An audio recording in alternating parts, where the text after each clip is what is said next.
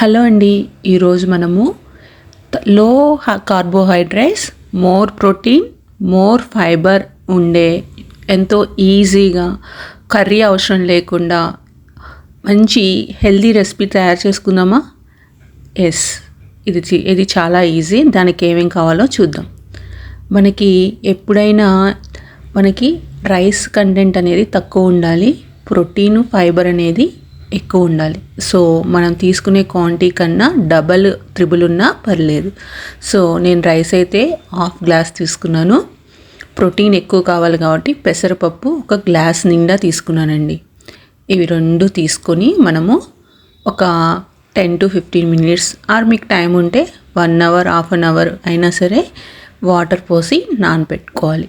ఇప్పుడు నేను చూపిస్తున్నాను చూడండి. ఇట్లా వాటర్ పోసుకొని 1-2 సార్లు మంచిగా వాష్ చేసుకొని కడుక్కొని దాన్ని 2 సార్లు వంచేసి తర్వాత మళ్ళీ వాటర్ పోసుకొని మనకున్న టయాన్ని బట్టి మనం వాటిని నానబెడితే సరిపోతుందన్నమాట.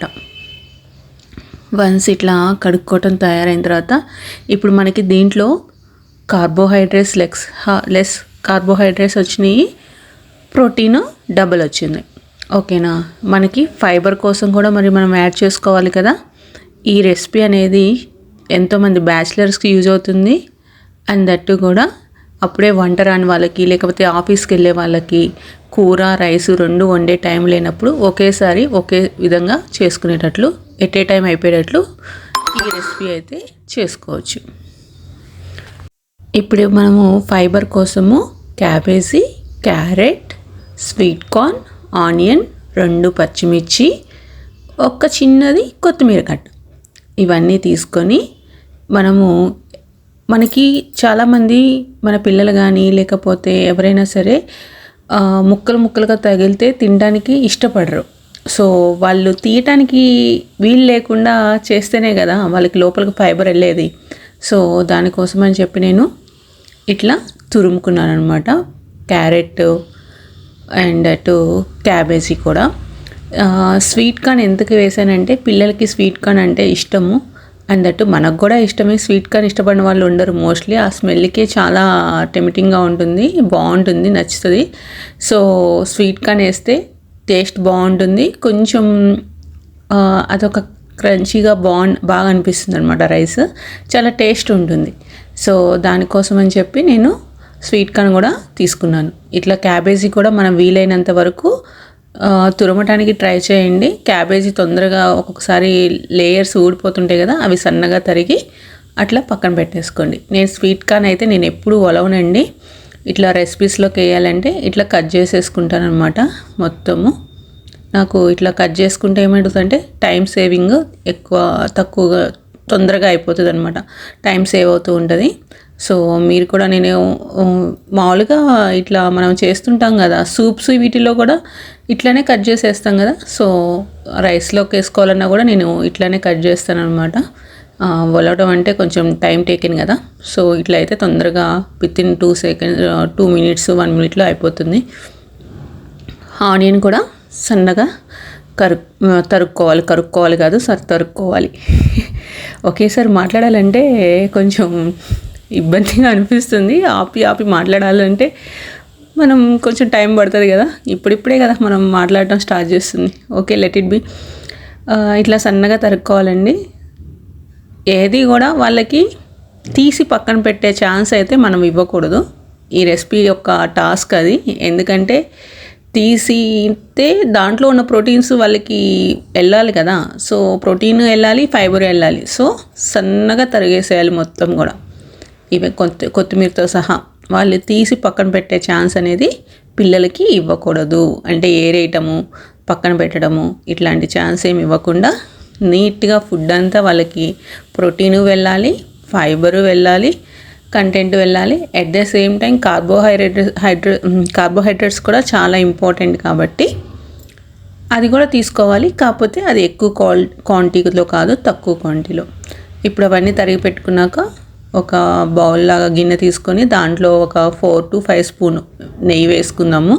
మీ ఇష్టం, నెయ్యి ఆప్షనల్. లేదంటే ఆయిల్ యూజ్ చేసుకునే వాళ్ళు కూడా ఆయిల్ యూజ్ చేసుకోవచ్చు. దాంట్లోకి మనకు కావాల్సిన బిర్యానీకి సంబంధించినవి ఉంటాయి కదా, సాజీరా, కస్తూరి మేతి, కొంచెం కొన్ని బిర్యానీ దినుసులు ఇవన్నీ వేసి వేగనిద్దాం. ఇట్లా వేగినాక కొంచెం ఒక 1.5 స్పూన్ దాకా అల్లం వెల్లుల్లి పేస్ట్ వేసుకుందాం. ఇట్లా ఆయిల్లోనే వేసుకోవాలి. అల్లం వెల్లుల్లి పేస్ట్ కొంచెం వేగితే ఆ పచ్చివాసన అనేది లేకుండా ఉంటుంది. సో 1.5 స్పూను అల్లం వెల్లుల్లి పేస్ట్, ఎందుకంటే మసాలా ఎక్కువ తినకూడదు. 1.5 స్పూన్ సరిపోతుంది మనకి.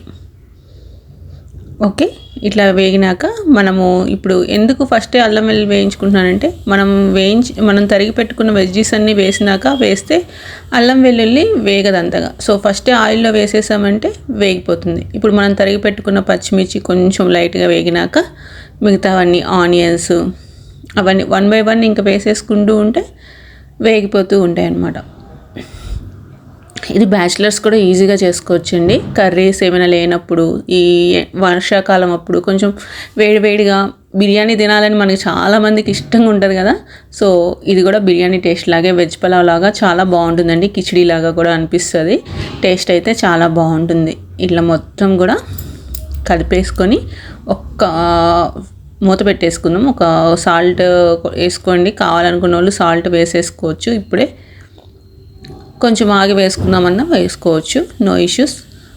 ఏంటంటే సాల్ట్ ఫస్టే వేసేసుకుంటే ఏమవుద్దంటే కొంచెం ఆ కంటెంట్ అనేది బాగా తొందరగా మగ్గిపోతుంది. దాంట్లో ఉన్న వెజ్జీస్ అన్నీ కూడా తొందరగా మగ్గాలి అంటే ఫస్ట్ సాల్ట్ వేసుకుంటే తొందరగా మగ్గుతాయి అనమాట.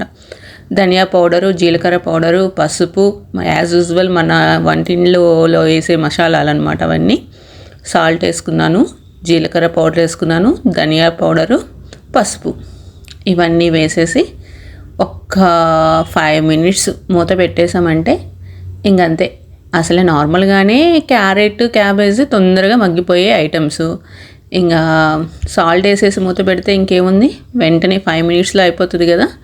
సో అట్లా మగ్గినాక మధ్యలో 5 minutes లోపల ఒకసారి అట్లా తిప్పేసుకొని మళ్ళీ మూత తీసి తిప్పేసుకుంటే 2 times అడుగంటకుండా ఉంటుంది.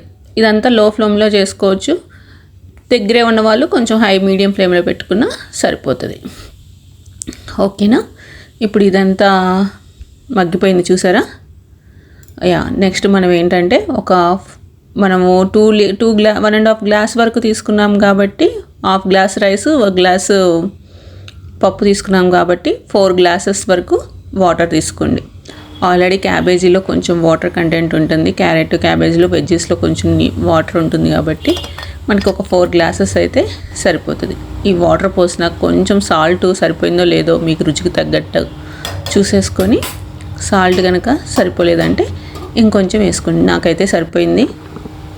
ఇప్పుడు ప్లేట్ పెట్టేసుకొని ఎసురు పొంగుతాయి అంటారు కదా, ఆ పొంగు వచ్చే వరకు ఇట్లా వచ్చే వరకు ఒక 5 minutes మూత పెట్టి ఉంచేసి తీసి చూస్తే ఇట్లా వాటర్ మీద బుడగల్లాగా వస్తున్నాయి, ఎసురు పొంగుతున్నట్టు. ఆ టైంలో మనం నానబెట్టుకున్న రైస్ ఏదైతే ఉందో, రైస్ అండ్ పెసరపప్పు అవి 2 వేసేసుకుందాం.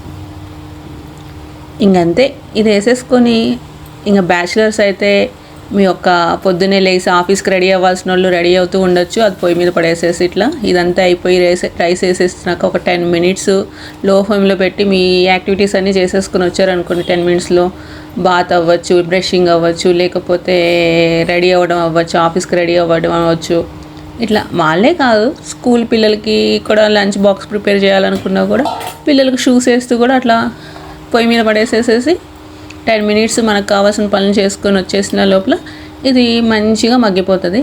ఇన్ కేస్ మీకు ఇట్లా ఉడికించుకోవడం ఇష్టం లేదు అనుకుంటే మనం రైస్ కుక్కర్లో అయినా సరే వాటర్ పోసేసి ఇదంతా వేసేసుకొని ఒక 3 to 4 విజిల్స్ రానిచ్చేసుకుంటే అది కూడా సింపుల్గా ఈజీగా అయిపోతుంది. నేను మీకు చూపించడానికని చెప్పి ఇట్లా బౌల్లో చేశాను. అండ్ దట్టు నాకు బౌల్లో ఇట్లా గిన్నెలో చేసుకోవడమే ఇష్టము ఎక్కువ రైస్ కుక్కర్లో కన్నా. సో ఇట్లా ఉడికిచ్చేసేసుకొని ఒక 10-15 మధ్యలో కదిపేసుకుంటే నీరంతా ఇంకిపోతుంది అన్నమాట. అంతే అండి. ఎంతో హెల్దీ, లో carbohydrates, high protein, high fibre ఉన్న మన కిచిడి అంటారో స్వీట్ కార్న్ రైస్ అంటారో అది మీ ఇష్టం. నాకైతే చాలా బాగా నచ్చింది ఈ రెసిపీ. అండ్ దట్ హెల్దీ, పిల్లలు కూడా చాలా ఇష్టంగా తింటారు. చాలా చాలా బాగుంటుంది. మీరు కూడా ఒకసారి ట్రై చేసి ఈ రెసిపీ ఎలా ఉందో కామెంట్ సెక్షన్లో ఈ కింద వీడియో కింద కామెంట్ సెక్షన్లో మెన్షన్ చేయండి. మీకు కనుక ఈ వీడియో నచ్చినట్లయితే లైక్ చేయండి. మన ఛానల్ ఎవరైతే కొత్తగా చూస్తున్నారో ప్లీజ్ సబ్స్క్రైబ్ ద ఛానల్ అండి. అదండి. థ్యాంక్ యూ అండి. Thank you for your support. Thank you so much. Bye bye.